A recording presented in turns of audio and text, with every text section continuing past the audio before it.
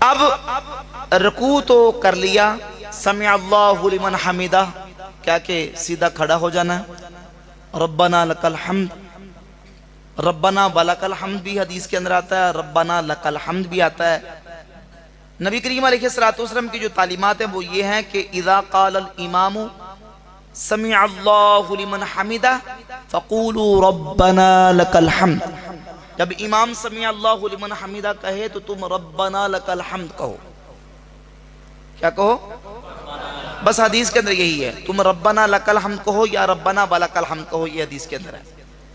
البتہ ایک حدیث ہے صحیح بخاری کے اندر بھی ہے اور دیگر کتب حدیث کے اندر کہ نبی پاک علیہ الصلوۃ والسلام نماز پڑھا رہے تھے، کسی صحابی نے حضور کے پیچھے نماز پڑھتے ہوئے جب ربنا لک الحمد کہا تو ذکر کے اندر اپنی طرف سے الفاظ ایڈ کر دیے، اضافہ کر دیا اور کہا ربنا لک الحمد حمدا کثیرا طیبا مبارکا فیہ، یہ الفاظ پڑھ دیے۔ نبی پاک صلی اللہ علیہ وسلم نے نماز پڑھانے کے بعد فرمایا کہ تم میں سے کس نے میرے پیچھے یہ الفاظ پڑھے ہیں؟ اب صحابی نے ڈرتے ڈرتے حضور کی بارگاہ میں کی، شاید کہ سرزنش ہوگی، حضور میں نے یہ کہے ہیں۔ تو نبی پاک علیہ الصلوۃ والسلام نے فرمایا تمہارے ان کلمات کا ثواب تقسیم کرنے کے لیے آسمانوں سے 30 سے زیادہ فرشتے اترے ہوئے تھے جو ان کلمات کا ثواب تقسیم کر رہے تھے۔ یہ حضور نے تحسین فرمائی، پسند فرمایا۔ تو ربنا لک الحمد حمدا کثیرا طیبا مبارکا فیہ یہ بھی پڑھ سکتے، مستحب ہے اور باعث ثواب ہے۔ البتہ یہ ہے کہ جب نماز امام پڑھائے گا، امام کے لیے حکم یہ ہے من اما قوما فلیخفف، امام کے لیے حکم یہ ہے کہ جب نماز پڑھائے تو نماز میں تخفیف کرے، کیونکہ اس میں بوڑھے بھی ہوتے ہیں، بیمار بھی ہوتے ہیں، اس میں مریض بھی ہوتے ہیں اور اس میں حاجت مند بھی ہوتے ہیں، تو امام کے لیے حکم ہے کہ وہ نماز میں تخفیف کرے۔ اب نفل نماز پڑھ رہے ہو تو تمام اذکار مکمل، جتنا چاہے لمبے اذکار پڑھیں اور اس میں دعائیں پڑھیں، جتنی چاہے لمبی تلاوت کریں، لیکن امام کے لیے حکم یہ کہ امام نماز میں تخفیف کرے گا۔ اب ایک اہم مسئلہ یہاں اختلافی وہ یہ ہے کہ قوما سے یعنی سمیع اللہ لمن حمیدہ ربنا لک الحمد کہہ کے اب ہم نے سجدے کی طرف جانا ہے، تو سجدے کی طرف جانا ہے تو کس طرح جانا ہے؟ پہلے گھٹنے زمین پر رکھنے ہیں کہ پہلے ہاتھوں کو زمین پر رکھنا ہے؟ یہ ایک اہم مسئلہ ہے۔ اب اس مسئلہ کے حوالے سے میں بڑا اختصار سے جامع معنی طریقے سے آپ کو بتا دوں کہ ایک طرف ایک حدیث ہے اور دوسری طرف 3 احادیث ہیں۔ ایک حدیث ہے اس طرف حضرت ابو ہریرہ سے، حضرت ابو ہریرہ کی حدیث موجود ہے سنن ابی داؤد وغیرہ کے اندر، اور وہ یہ ہے کہ اللہ کے نبی علیہ الصلوۃ والسلام نے فرمایا کہ تم میں سے جو شخص سجدہ کرے تو وہ اونٹ کی طرح نہ بیٹھے، جب سجدے کے لیے جھکے تو اونٹ کی طرح نہ بیٹھے بلکہ وہ اپنے پہلے ہاتھوں کو لگائے اور بعد میں اپنے گھٹنوں کو لگائے۔ یہ ایک حدیث ہے ایک طرف، لیکن اس کے مقابلے میں دوسری طرف 3 احادیث ہیں۔ ایک حدیث صحیح ابن خزیمہ میں، دوسری حدیث المستدرک علی الصحیحین میں، تیسری جامع ترمذی کے اندر حدیث موجود ہے۔ اب وہ 3 حدیثیں، ایک حدیث ہے حضرت وائل ابن حجر سے، وائل ابن حجر سے حدیث یہ ہے کہ انہوں نے نبی پاک علیہ الصلوۃ والسلام کو نماز پڑھتے دیکھا، حضور نے جب نماز پڑھی تو نبی پاک علیہ الصلوۃ والسلام نے نماز پڑھتے ہوئے جب سجدے کے لیے جھکے تو اپنے پہلے گھٹنوں کو زمین پہ لگایا، پھر حضور نے اپنے ہاتھوں کو لگایا۔ دوسری حدیث حضرت سعد بن ابی وقاص رضی اللہ تعالی عنہ سے صحیح ابن خزیمہ کے اندر موجود ہے، صفحہ 328 ہے، 654 نمبر حدیث ہے۔ سیدنا سعد بن ابی وقاص رضی اللہ تعالیٰ عنہ فرماتے ہیں، 328 نمبر صفحہ، فرماتے ہیں کہ ایک منٹ سر، نہیں 318 نمبر، سوری،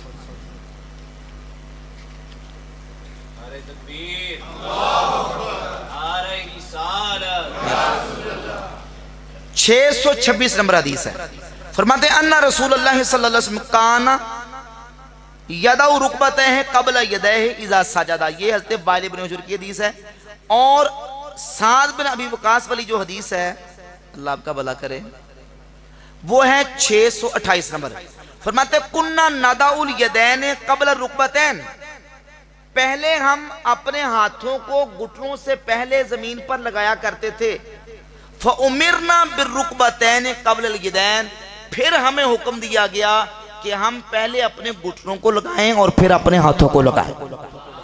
یہ سعد بن ابی وقاص رضی اللہ عنہ کی حدیث ہے 628 نمبر، اور اس پر امام ابن خزیمہ نے باب کا عنوان یہ باندھا ہے کہ حضرت ابو ہریرہ کی حدیث کے منسوخ ہونے کا بیان اور اس کا ناسخ حضرت سعد بن ابی وقاص کی حدیث ہے، جس میں یہ بیان کیا گیا کہ ہمیں حکم دیا گیا کہ ہم اب اپنے گھٹنوں کو پہلے اور ہاتھوں کو زمین پر بعد میں لگائیں۔ دو حدیثیں ہوگی، اور تیسری حدیث 822 نمبر المستدرک لصحیحین میں صحیح حدیث ہے۔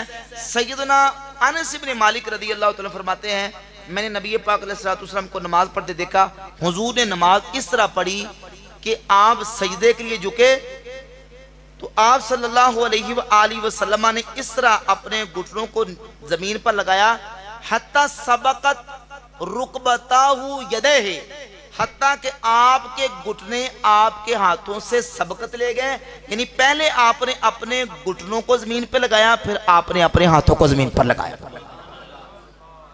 حتیٰ سبقت رکبتہ، حتیٰ کہ آپ کے گھٹنے سبقت لے گئے، یعنی پہلے گھٹنے زمین پر لگے بعد میں ہاتھ زمین پر لگے۔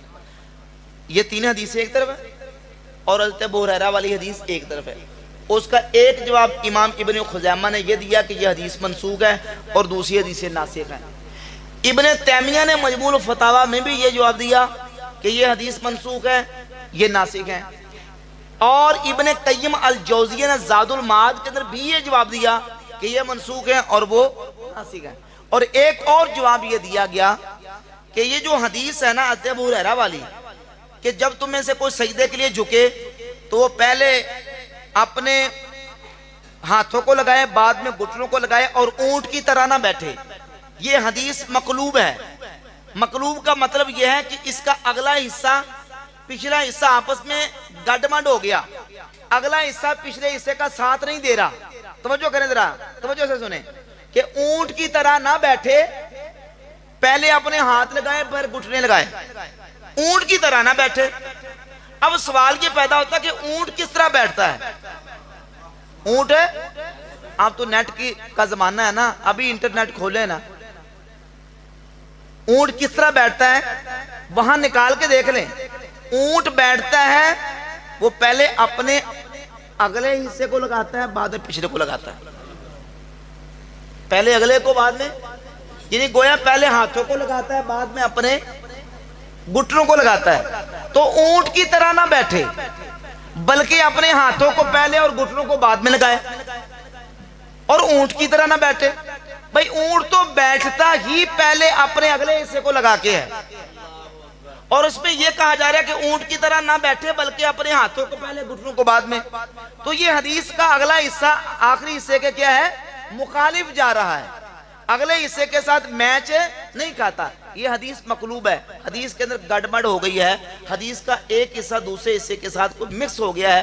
ابن قیم نے زاد المعاد کے اندر بھی اس کا یہی جواب دیا ہے، لہذا یہ حدیث قابل عمل نہیں۔ قابل عمل وہی طریقہ ہے کہ اور اس میں حسن بھی ہے، اس میں خوبصورتی بھی ہے، اور اس میں باقی ساری چیزوں کا لحاظ اور پاس بھی ہے کہ جب نماز میں سجدے کے لیے جھکیں تو آسانی کے ساتھ پہلے گھٹنے زمین پر لگائیں اور پھر ہاتھوں کو لگائیں اور پھر سر کو رکھیں، اور اٹھتے وقت بھی پہلے سر کو اٹھائیں پھر ہاتھوں کو اٹھائیں اور پھر گھٹنوں کو اٹھائیں۔ یہ سنت طریقہ ان حدیث سے ثابت ہوتا ہے۔ پھر سجدہ کریں گے، اور سجدہ کے اندر صحیح مسلم حدیث ہے، نبی پاک علیہ السلام نے فرمایا امرت ان اسجد علی سبعۃ اعظم ان لا اکف شرا ولا صوبا، مجھے حکم دیا گیا کہ میں 7 اعضاء پر سجدہ کروں اور اپنے کپڑوں اور اپنے بالوں کا کف نہ کروں، یعنی اپنے کپڑوں اور بالوں کو نماز کے اندر فولڈ کرنا، لپیٹنا، اس سے مجھے منع کیا گیا ہے۔ بالوں کا جونڈا بھی نہیں کرنا، اس کو بھی نہیں لپیٹنا، اور اپنے کپڑوں کو بھی نہیں لپیٹنا۔ اس طریقے سے آستینے اوپر چڑھا لینا یا شلوار کو لپیٹ لینا، اس سے منع کیا گیا۔ کپڑا بھی نہیں لپیٹنا، بال بھی نہیں لپیٹنے، اور 7 اعضاء پر سجدہ کرنا ہے۔ کتنے اعضاء پر؟ 7 اعضاء پر، 2 پیر، 2 گھٹنے، دونوں ہاتھ، اور ایک یہ جبہہ کی ہڈی جس میں پیشانی اور ناک کی یہ سخت ہڈی، یہ زمین پر لگنا یہ کیا ہے؟ واجب ہے۔ اس طریقے سے سجدہ کریں گے۔ زمین پر پاؤں کا لگنا یہ ضروری ہے، چونکہ پاؤں کے اندر ایک پاؤں کے اندر 5 انگلیاں ہوتی ہیں، تو 5 کا اکثر 3 ہے. 5 کا اکثر کیا ہے؟ یعنی 5 میں سے اگر ہم اس کو تقسیم کریں تو کس طرح اس کو الگ الگ کریں تو 5 کا اکثر حصہ کتنا ہوگا؟ 3 بنے گا نا. تو کم از کم 3 انگلیاں لگنا یہ نماز کے اندر سجدے کے دوران واجب ہے. ایک لگنا فرض اور 3 لگنا واجب ہے. اور 5 انگلیوں کو موڑ کے اس کا پیٹ سجدے میں زمین کے اوپر لگانا یہ سنت ہے. اگر 3 انگلیاں نہیں لگیں گی تو واجب ادا نہیں ہوگا اور نماز صحیح طریقے سے درست ادا نہیں ہوگی. اور اگر ایک بھی نہیں لگی تو پھر سرے سے سجدہ ہی نہیں ہوگا، سجدہ نہیں ہوگا تو نماز نہیں ہوگی. اور سجدے کے دوران اپنے پاؤں کو قریب قریب کرنا اور قریب رکھنا سنت ہے، اور اپنے پاؤں کو ساتھ جوڑ لینا یہ سنت ہے. صحیح مسلم میں 911 نمبر حدیث ہے. صحیح ابن خزامہ کے بھی حدیث کا مضمون یہی ہے. سیدہ عائشہ صدیقہ رضی اللہ تعالیٰ عنہ فرماتی ہیں کہ ایک دن نبی پاک صلی اللہ علیہ وسلم میرے حجرہ میں نماز پڑھ رہے تھے، اندھیرا تھا رات کا، تو میں نے آپ علیہ السلام کو اندھیرے میں ٹٹولا، حتیٰ کہ میرا جو ایک ہاتھ ہے وہ اللہ کے نبی علیہ السلام کے دونوں پاؤں کو چھو گیا. ایک ہاتھ دونوں پاؤں کو چھو گیا.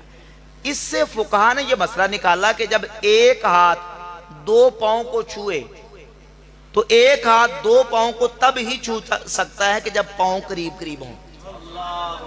پاؤں اگر پاؤں دور دور ہوں تو پھر ایک ہاتھ دونوں پاؤں کو ایک کو لگ سکتا. تو ایک ہاتھ 2 پاؤں کو لگا، مطلب یہ کہ اللہ کے نبی علیہ السلام کے پاؤں مبارک قریب قریب تھے. اور صحیح ابن خزامہ کے اندر جو حدیث ہے اس کے اندر تو لفظ یہ ہیں کہ سیدہ عائشہ رضی اللہ تعالیٰ عنہ فرماتی ہیں 328 نمبر صفحہ، آپ فرماتی ہیں کہ میں نے نبی پاک صلی اللہ علیہ وسلم کو نماز پڑھتے جب دیکھا تو حضور نے اس طرح نماز ادا فرمائی کہ مستقبلاً باطراف اصابع القبلہ